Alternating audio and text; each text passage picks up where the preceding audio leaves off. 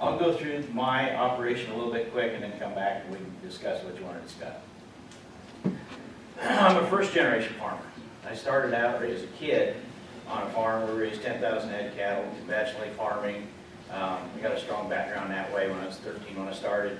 The 80s came around and we went from 14 employees. I saw the writing on the wall, so I went back to school. It wasn't too long, I started working at a soy manufacturing facility where we processed soybeans into soy flakes for tofu and soy milk manufacturing. So I can make tofu, so, which didn't fit in. At that time, that's how I got introduced to organics. In 97 was my first AGMM that I attended. 96 was my first year as being certified. Some land came available out of CRP production so I could roll it right into organic production. And I've been learning ever since that I didn't know anything, okay? So we're going to go through the crop production and some of the stuff that I'm doing up to date anyway. So this is where we start at. It's not mine, it's my wife's and mine. Okay, you can flip it now. I use food grade soybeans because in my mind, I've got two markets I can go to. Number one is into the feed grade, or number two is into the food grade. So if it doesn't make it, I've got two avenues in which I can work. If you raise feed grade, you got feed grade, period. So, but this is a typical, this is an Iowa 2104. It's a higher protein bean that I've done. And this was this fall, actually. Then flip it. Now, my neighbor is not too far down the road from me. And we are both, I know this is a bad picture. It shows up a lot better when you're up close. But in the row, there is radishes, crimson clover, and cereal rye that we flew on. And I've done that twice, and I'll show you as we mature through the picture what we do. We've got a good stand there. We find that it's usually not a problem when we combine because we do it later in the year. It's like the second week or the second part of September. That between the 5th to the 10th of September is when we seed it, so the rye is only short, so that isn't an issue. Go ahead. That being said, this was an experiment that we went with. This is a neighbor of mine, friend. We went through the Rodale Institute, and he took rye, seeded it last 2 years ago. We seeded it, we rolled it, used that crimper program, okay? And he's a little bit more mavericky than what I would be. This rye was, he went in with a no-till planter, planted it, turned around and rolled it twice. One way and one at a 45-degree angle to that. This is what happened. Mother Nature shut the water off. We were wet. The rye sucked the moisture out of the ground, so the ground was dry after it quit raining. We got it planted, we rolled it, and the beans don't look very good, do they? Go ahead and click it once. And I got bad pictures, but there's one little bean plant trying to make up for everybody else. That was on a 110-acre field that we experimented with. They made 12 bushels an acre on this field. And he is not discouraged. We're going to tackle her again next year a little bit greater than that. So he's a little bit more aggressive than what I would be. I tend to do things a little bit smaller scale. So what I put down is I use turkey litter, I use starter fertilizer, a little bit of fish, boron and some other things. I start and then I do a side dress program also that I've done my experiments with the last 2 years running. So those are proven programs that work for me. I've done varietal tests, and for me, varietal difference is very minuscule. I've had really good luck with this, so if it don't break, don't fix it. This is Iowa, or Blue River 5730, and I use 112, 114 day corn. And we did right at 198 bushel this year. Okay? Flip it. Okay, now what I was talking about earlier is, this is a plane in 2012 where I flew it on, and I flew it on earlier, like around the 15th of August. He had just converted the plane over. So it was really easy to go through and make sure everything was clean because it was already clean when you put it on there. No, there hadn't been anything else in there, so I told him I wanted to be first in line. But anyway, this is how we loaded the plane. And you can see, I was really surprised how well the dispersion of the wheat was on the ground. I was really happy with the way that turned out. I don't know, I'm hoping you can see. Forget this over here. The seeds are evenly dispersed. There was very little seed that went into the swirls of the corn. So we had a pretty good crop of that. Go ahead and flip it. Now, the difference being, this was late fall. So after I took the corn crop off, this is what it looks like. You can see that the rye is maybe 8 inches, 6-8 inches tall when I plow it under. And there's a reason I plow, because that's the best weed control I've got. If I don't plow, I've tried disking, I've tried field cultivating, and I've got grass problems. If I plow, you can tell right to the furrow where I plowed. There's no grasses. Go ahead and flip it. The rye here is almost waist high. It's gone to seed. This is where we flew it on earlier. This is what I was talking about, like in the middle of August. So the rye is a lot taller here. The problem with that is there's a lot more of that to digest, and my nitrogen is tied up longer and later in the year, so not quite as much is available. So that's why I'm going to seeding later in the year. I've had better luck with that. It just seems like there's more fertility available for the crop, but I'm still getting the ground cover needed. In the fall, this time of year, it's hard to see that rye that's coming up, but it does a pretty good job. This was I don't know what y'all call it, we call it a weed around. It's a Vibrotine type of a cultivator, and I took all the shanks off except for one, and welded a pipe on it, and I shoved the tube down in it. That's what I converted to my side dressing program. And I put on about 5 gallons an acre when I did that. Go ahead and put, okay, so here's when I did the corn, when I cultivated. And it just made a big difference. For me, it made about 6 bushel an acre difference doing the side dress program. Flip it. I did some experimenting with the soybeans, just dribbled it on about a half rate just to see what would happen. There was no difference, so that worked pretty good. What are you side dressing with? Mostly it's fish, Dramo. So there's a little bit of boron in it, depending on which field I'm in for the fertility of it. But I found that feeding it a little bit all the time always helps. Plus, it makes me get out and cultivate a little bit more often. Okay. Then the other portion of my farm is meat goats. So that's my cow herd.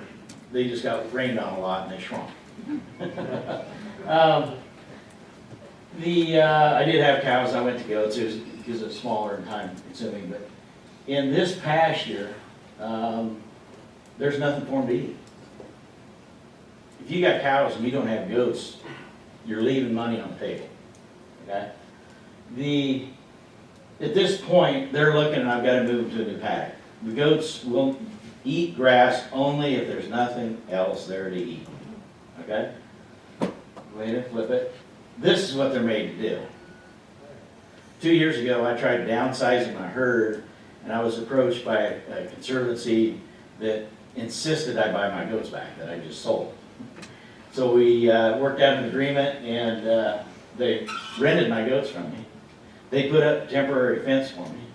They checked my goats for me, and they paid me.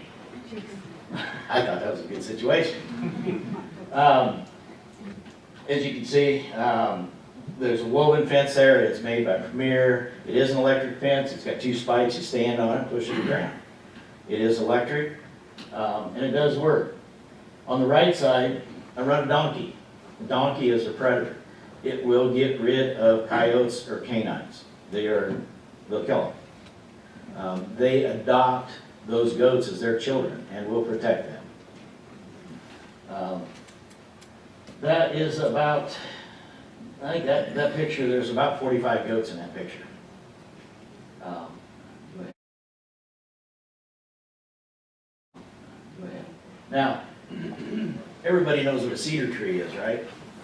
Cedar tree in a pasture, what do you got? You've got nothing, right? Because the limbs go down to the ground and there's nothing.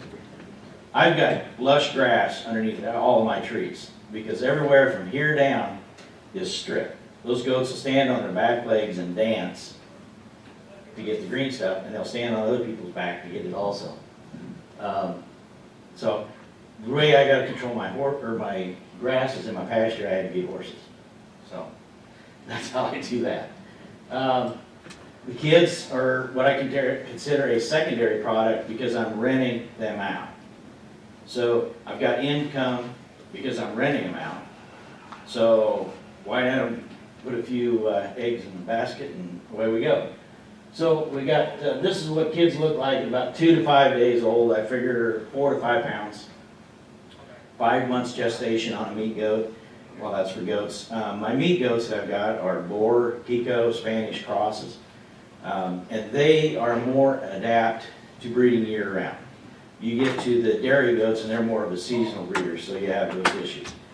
If I push them hard enough, I can get 3 kiddings in 2 years. But I don't push them that hard because they're already working overtime anyway. In the wintertime, what I do is, I got the heat lamp on there to keep them warm. I don't like kidding in the winter, but I do.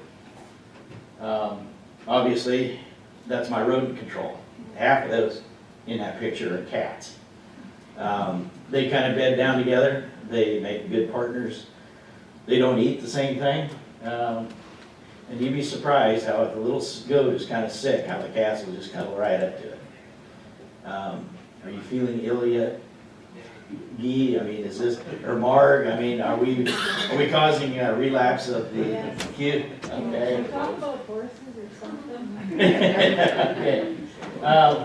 Now, this is, what I also do is, there's a feed store uptown. They sell waters and stuff. This is those plastic waters. They're gonna send it to the landfill and I got it for nothing. You can take a Sawzall, flip them upside down, make a couple holes, and I got perfect cuts. And it's a jungle gym. Do it one more time. How come that's quartered? What'd you do? But they get up there, and I don't care what kind of mood you're in, those little guys jumping up and down there, playing around like that, you'll have a smile on your face. They do, they play a lot of that King of the Mountain stuff. They'll run up and down, they'll come up, take a nap. At feeding time, I feed them once a day when they're in here. I'll feed the moms, they'll come up and eat, and then it's playtime for all the kids. They'll go off and play by themselves.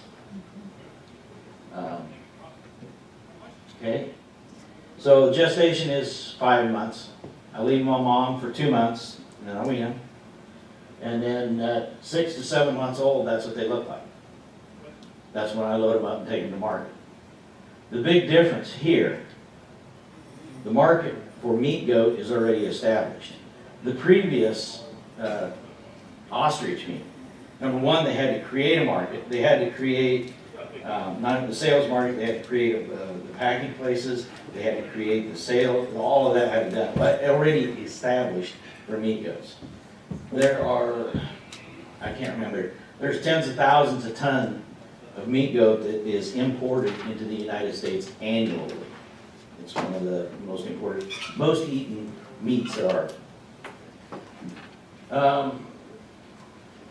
I'm trying to think if I missed anything, but I'm trying to move along here. Yes? Your air application of that seed. Yes. Cost per acre. For when I do that air application, it was $18 an acre, plus the rye.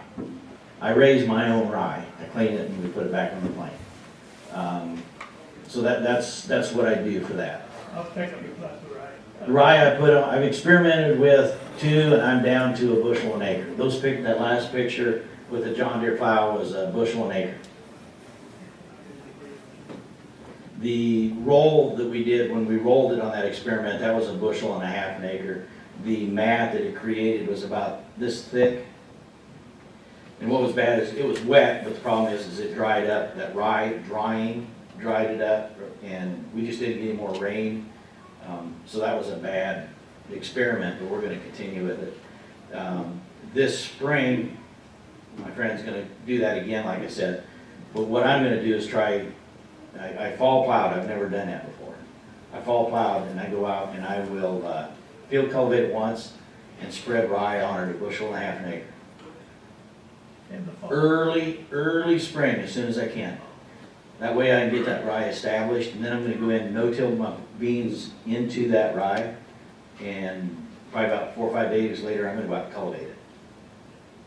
What I'm trying to do is get rid of the weeds in the row. That's always the problem for me. And I know if anybody raises wheat, you know that once that wheat is established, it helps get rid of the weeds.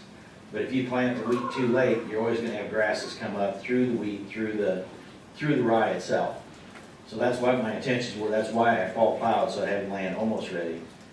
And then typically all I do is in the spring where I spring plow, I'll field cultivate it once and then I plant into that. Do you feel chisel plow versus moldboard? I- Advantage, disadvantage? I've tried that and I have the best weed grass control using a plow. But when I plow, I'm only plowing 4 inches deep. Okay, so that's a big difference. I'm not going to the foot like you used to be told as a kid, you know, you got to bury it. So I'm not getting below that aerobic area. So what's your date? You're planting out rye in the fall?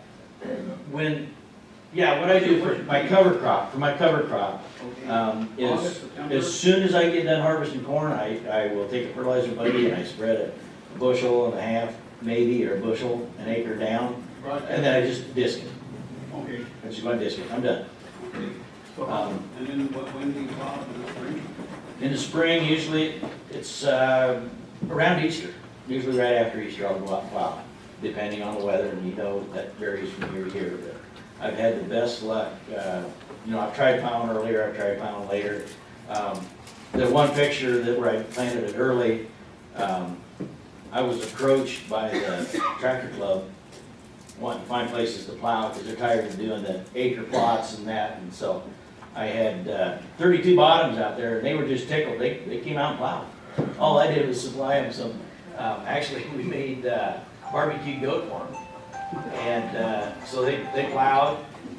We fed them lunch. They were interested about organic production, so we talked about the turkey, a fertility program. You had a captured audience, so in that picture that had the old tractors in it, there were 32 bottoms running that day. And there was, I think it was 18 tractors out there. And they had the opportunity, they plowed 95 acres that day. 2 and 1 bottom plows. Yeah, there was 1 3 bottoms. The rest of them were, majority were like 1 bottoms. Alice's with WDs, and that was just, it worked out really good. So, I'm already the odd man out. I'm short, I'm bald, I'm left-handed, drive a school bus, I'm an organic farmer, and I raise meat goats, I'm way off. So when I approach people about, hey, you looking for something to plow, a conventional guy would just, but it works. There's a lot of stuff out there like that. What, run this by me again, you were gonna sell these goats and then you rented them, what, then they put it on their land? Yeah, Oh, they took the They- goats to their place. I was in the process thinking I'm gonna slow up here a little bit. At the time, I had a herd of about 150 goats, and that was just when it comes kidding time. You gotta be there. But they were all good. I'm really particular about the does that I keep back, but it still requires that attention. I'm set up so that I've got 1 pen out here with the donkey in it where the goats will kid. Okay, so when they kid, the first thing you got to do is go out and find them. I call it the Easter egg hunt. There's like a grocery sack that's open on both ends. You pick the kid up, and if you pick the kid up like this and carry it, you'll never get mom up to the house because she lost sight of that kid. In this basket, the kid is hanging clear down here, right at mom's eyeball height. So you can walk and she'll follow right along with you. So once they kid, I bring them in, and if they're a little iffy, I have a maternity suite, a 4x4 pen set up for them. If they're doing fine, they're tagged. I tag left ear, lefty ladies, boys get tags in the right ears. It makes it a lot easier sorting. If they're good, then they go through the barn, everything's recorded, they go out the other side of the barn, and then they're in a pasture in front. That's where I can maintain that portion of it. So I know that my newborns are here, They come through the barn. If the kids need a little extra attention, or moms, if it's a new mom especially, that little extra help, education works really well with them. The most they're going to be in there is 2 days. All it takes them is one good solid day, one-on-one without the pressure of other goats, the open protection, it's just a little more concentrated. I've had really good luck with that. But anyway, yeah, I was back to downsizing the herd. So I got rid of them, right? And I got all the way down to 50 goats. Then I was contacted by the DNR, or the FSA office, excuse me, by White Rock Conservancy. It used to be Garcia over by Coon Rapids, and they got some really rough rolling hills. So they got some government money. But they really needed goats. Majority of people around me have 1 or 2 goats. They wanted to clear timber out. So they gave me an offer I couldn't refuse. But the number that they wanted, I didn't quite have. So I bought some from our friend, and they said, this is what we'll do. So I made my 40 goats, I made just shy of $8,000 last summer. And I went and checked them twice a week. They watered them, they fenced them, they moved them.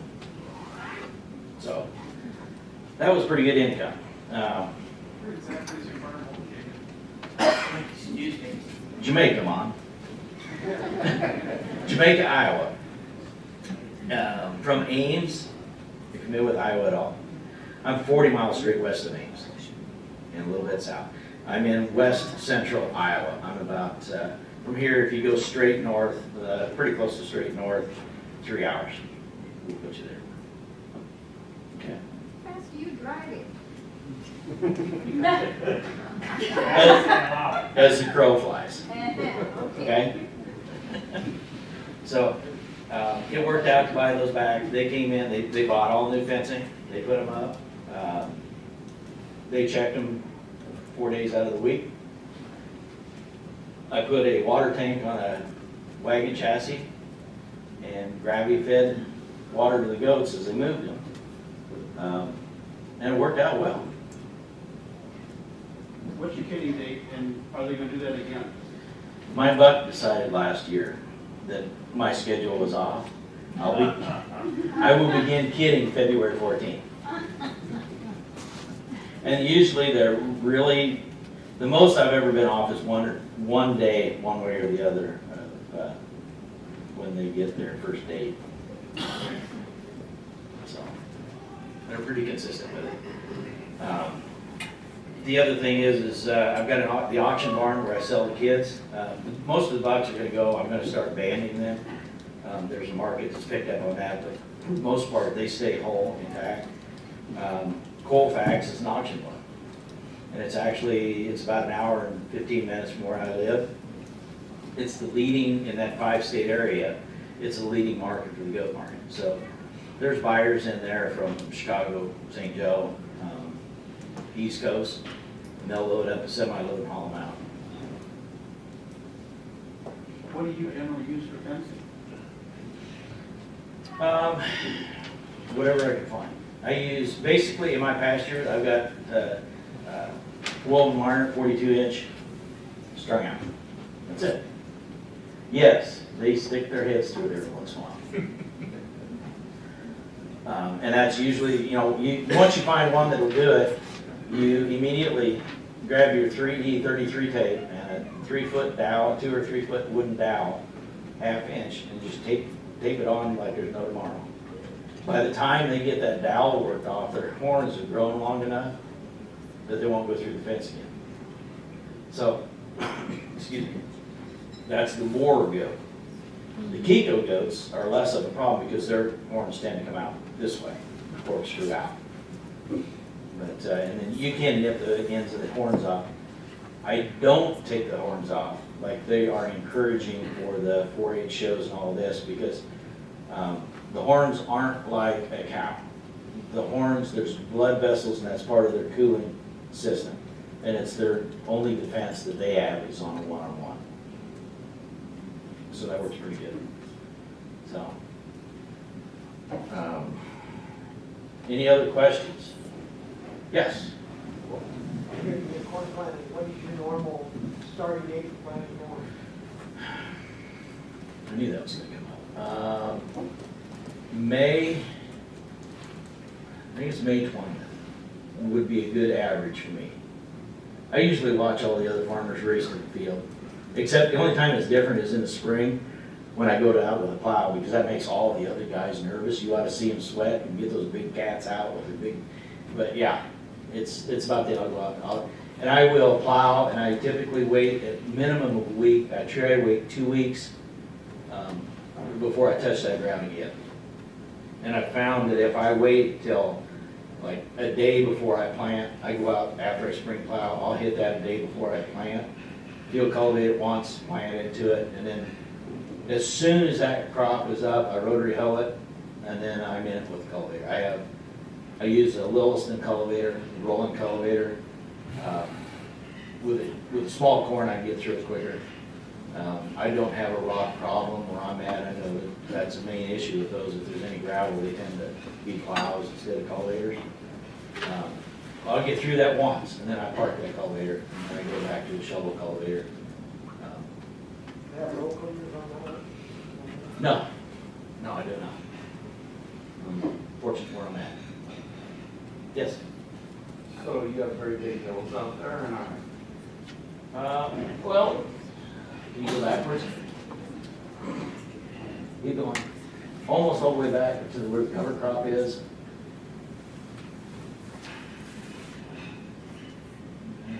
Right there, what's that one there?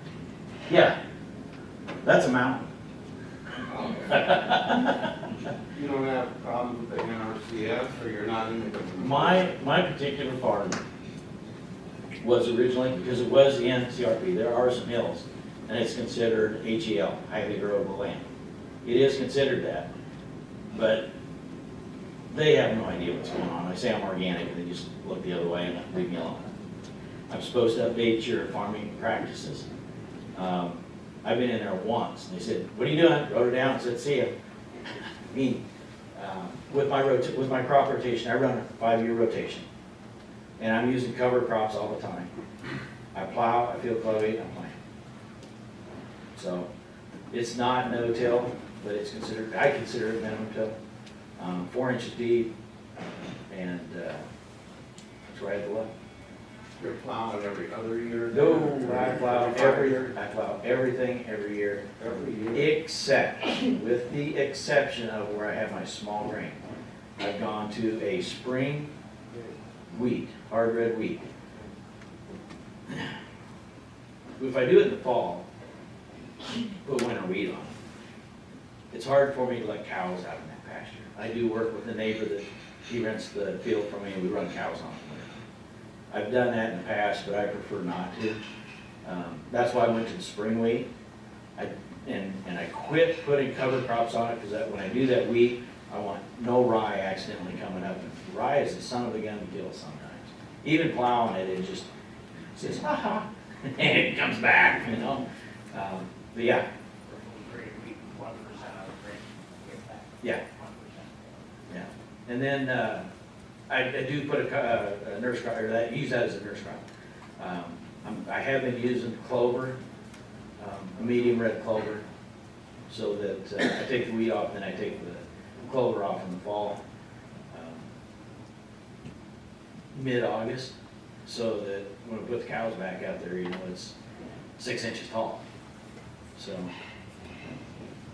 and then I get paid for letting somebody else pays me to put their cows on there to process my fertilizer. So I spread it. That's the way I look at it. So, anything else? Yes. You mentioned there you fall plowed something and then you're going to plant. This year was my experimentally, I showed you the experiment. If you're not experimenting, you're not farming. That's right. In my opinion, okay? So, looking at the, there's a good crop. Looking at what we did with that experiment with the rye, okay? And it's fully understandable, that rolling that rye down, but that's not the first time that's happened. I've seen where doing that rye, the difference in the wheat is a good foot. And it has to put, the nodules are much closer. So, in my mind, what if I put the rye on in the spring? It shouldn't go to head because it hasn't gone through that process. In August, it's gonna die. So, but by that time, if I put it out early enough in the spring before the grass is germinated, plant my soybeans into that, a week later, I'll be able to go back and cultivate without a problem with my Williston. I'll be able to see the rows. I don't have the no steer radio control stuff. But I'll be able to see my rows, so I'm thinking I can go back out and I can hit that thing. Once I do that, I'll have to go back and cultivate again, but I've already got to jump, in my mind, my thoughts, is I've got to jump on those weeds already. Because I've got a crop that's growing that isn't going to allow anything else to come up. The soybeans are going to come up, but. And how thick will you plant that wheat? The rye that I'm going to broadcast will be, Yeah. well, I've had pretty good coverage there, and I'm still sticking around at Yeah, 1 to 1.5 bushels. I'll broadcast that. See how that comes out. Then all you'll have to do is harrow that in or something. Okay, my hopes are that when I field cultivate this spring to do that, it'll be just prior to a rainstorm. Oh, So I go out, my plans are, I'm still working on that with Mother Nature, but she hasn't got back to me. To go out, field cultivate, broadcast it, and I'm done. That's my intention. Rye is a real aggressive starter. It starts easy, so all it needs is a shot of moisture, and it's gonna take off. So, that's my hopes. So, to be announced later. Yes? What happens if you get that rye started in the spring and then you get a frost? Won't that get it to go to head then? No, because it won't have been in the ground. It shouldn't go in the ground. It shouldn't go to head. I mean, the rye, if I get a rye, Once that, if it gets a hard frost over some night there, or whatever, that would I, kick it into the next season. it might. I don't know. I don't That's, either, that's why I experiment. you know? And I don't know where else to look to. Darryl, you tell me. Well, it could happen, but chances are pretty rare that you get a frost. That would be. It would freeze the Hard ground. enough, yeah, I mean, you'd freeze. almost have to freeze the ground Right. a little bit. Yeah, you know, the enzyme has to trip in that root system, so it would take some pretty hard freezing. I don't know if a frost would do it. I don't know. Somebody mentioned frost. Frost will do it. There. We'll find out next year. Always that voluntary rye or oats. Good spring seed oats, you know, and it's common that, you know, a rye or a barley will come through with that spring planting. Some might come through yet. But that was in the ground. But Those were in the ground. I would rather have. No, they were not in the ground. You know, Regular they came in seed. the wheat seed. Oh, they come in the weeds. I mean the oat seed, they came in the oat The oat seed. seed. Yeah, so they were planted, you know. I'd rather have a little bit of rye come up than what I would, trying to fight that foxtail. That's the biggest issue I've got. I've tried the pelleted lime, spreading that to control the grass, and it's marginal at best. I mean, my soil fertility is a pretty good program. I'm running right around 6.9 to 7 for pH, so it's, it's there, okay? I gotta deal with it. It's not a weed, it's a challenge. That's just a puzzle, part of the puzzle I gotta put together yet. So, What's your annual rainfall? 32 inches. Are those 36-inch rows? I use 30-inch rows. And I use 12-row equipment because it's half the price of 6-row equipment, or less. And it's available. You saw the tractor I use. That's the newest one I got. So An 8-ton plow, is that what that was? that was a 7-bottom deer plow, 7/18. I pull that with a case 29, 60. Like ballboard. That, yeah, I mow more plow every year. I do this year. But I've had really good luck with that, and I'm not going deep. You say moldboard plow and everybody cringes, but, you know, it's only 4 inches deep. They're discs that go out deeper than that. Your chisel will go deeper than that.